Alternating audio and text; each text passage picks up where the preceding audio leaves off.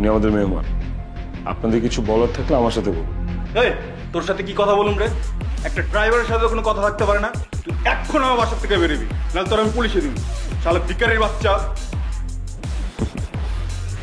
না স্যার, ভিখারি আমি না, ভিখারি আপনি।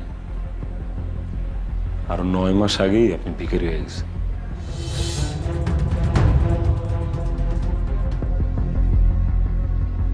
কি ভাবছেন আপনারা? দেশে কি আইন আদালত নাই? এতজন নিয়ে আসা লাগে আলোচনা করতে? কোনটা আলোচনা আর কোনটা হুমকি সেটা বুঝার বয়স হয়েছে বহুত আগে। সারা জীবন মানুষের হুমকি দামকি দিয়েই বড় হয়েছে। ওই মেয়ে, ওই আপনার হুমকি দিব কে? রিপন, আমি বলছি, মামলা মোকদ্দমা উচ্ছেদ দখল এসব ভালো কাজ না জহির। এসব আমাদের সাথে যায় না। আমি যেমন, এই যে আমার সাথে যারা আছে সবাই কিন্তু তেমন। আমি আমার এই বন্ধুর ডাকে এখানে আসছি, তোমাকে ধমক দেওয়ার জন্য আসিনি। কি বলেছি বুঝতে পেরেছো জহির? কি বুঝবো? ক্লিয়ার করে বলে। দেখুন, উনি আমাদের মেহমান। আপনাদের কিছু বলার থাকলে আমার সাথে বলুন। এই তোর সাথে কি কথা বলুন রে? একটা ড্রাইভারের সাথে কোনো কথা থাকতে পারে না? তুই এখন আমার বাসার থেকে বেরোবি, নাহলে তোর আমি পুলিশে দিবি। শালা ভিখারির বাচ্চা। না স্যার, ভিখারি আমি না, ভিখারি আপনি। আর 9 মাস আগেই আপনি ভিখারি হয়ে গেছেন, যেদিন আপনার মা মারা গেছে। এখানে যারা যারা আছে, আপনি যে কাউরে জিজ্ঞেস করেন, যার মা নাই তারা সবাই ভিখারি। জিজ্ঞাসা দেখেন আমি মিথ্যা কথা কইছি কিনা। আরে মায়ের কাছে তো টাকা পয়সা ধন সম্পত্তি এগুলো কিছুই না। সেই মায়ের কাছে একটাবার ফিরে এলেন না, বাড়ির কাছে ঠিকই ফিরে এলেন। আপনার মা আপনার লেগে কতবার চোখের পানি ফেলছে জানেন? কতবার শেষবারের মতো আপনার একটাবার ছুঁয়া দেখতে চাইছে জানেন? আইলেন না তো মায়ের কাছে। মরার পরে মাটিতেও দিতে আইলেন না।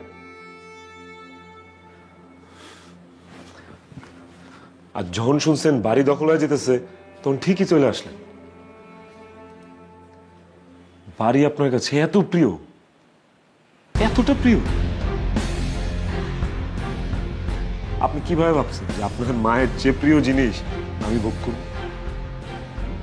যে জিনিসের জন্য আপনি সবকিছু করতে পারেন, মানুষও খুন করে ফেলতে পারেন, আপনার মতো ভিখারির ধন সম্পদ আমি নেই নাই। মা আমার উপহার দিছিল, না নিলে মন খারাপ করতো সে। আমার মা মন খারাপ করে থাকবে এটা আমি নিতে পারবো না। নিয়ে নিছি। কেন নিছি জানেন? আপনার মতো ভিখারিরে দান করে দেওয়ার জন্য। যান উপরে যান, মায়ের রুমে বিছানার উপর সব দলিলপত্র আছে, যান, সব আপনার।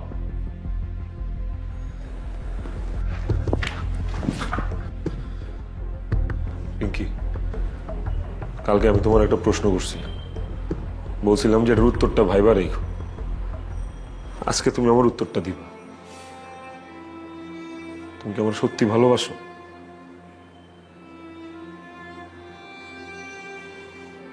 তাইলে তুমি আর তোমার সাজানো বেডরুমে আর যেতে পারবে না, আমার লোকে বাইরে যেতে হইব।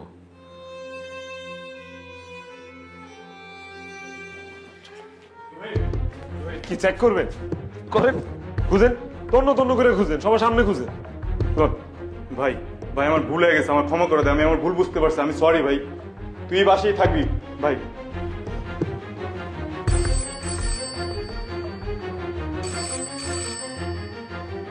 আসসালামু আলাইকুম স্যার। স্যার সব মিলে 1 ঘন্টা লাগবে স্যার, আমি আসতেছি। জি স্যার, জি স্যার, আসসালামু আলাইকুম।